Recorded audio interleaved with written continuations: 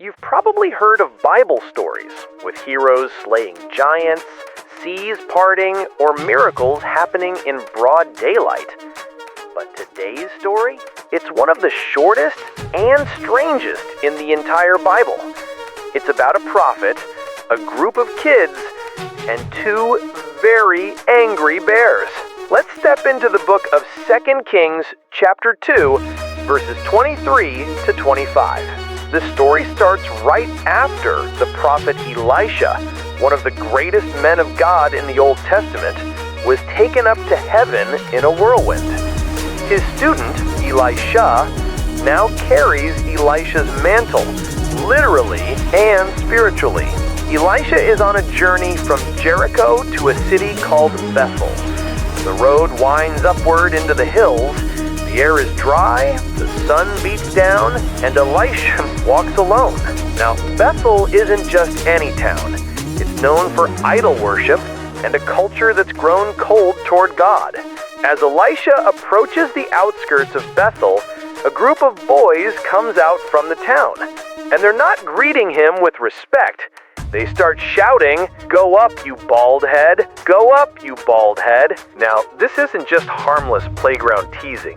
In that culture, mocking a prophet, someone who speaks for God, was a serious insult. It wasn't just about his hair, or lack of it. They were mocking his authority, his calling, and ultimately, the God he represented. Think about it. Elijah, Elisha's mentor, had just gone up to heaven. The boys are basically sneering, "Why don't you disappear too like Elijah? We don't want you here." This was open disrespect, and it came from a place of rebellion that the whole town likely encouraged. Elisha stops. He turns around. He sees the boys still shouting, still mocking.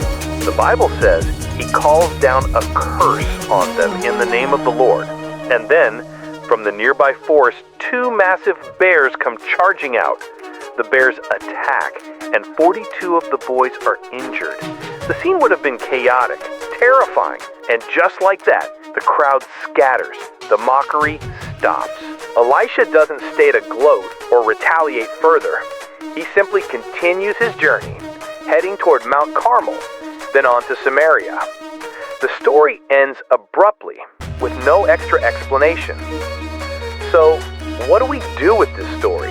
At first glance, it might seem harsh, but here's the heart of it. This isn't about God overreacting to childish name-calling. It's about a community that openly rejected God and taught its young to do the same. The boys were the voice of that rebellion, and in a time when prophets were God's main messengers, mocking them was mocking God himself. This event was a warning, both to Bethel and to anyone watching, that treating God's truth with contempt carries real consequences. And maybe there's a takeaway for us too. We live in a world that can be quick to dismiss, mock, or twist what's sacred. This story reminds us that words matter, respect matters, and that God takes his message seriously, even when people don't. So next time you think the Bible is only full of gentle shepherds and sweet parables, remember this short, sharp encounter on the road to Bethel and the day two bears made history.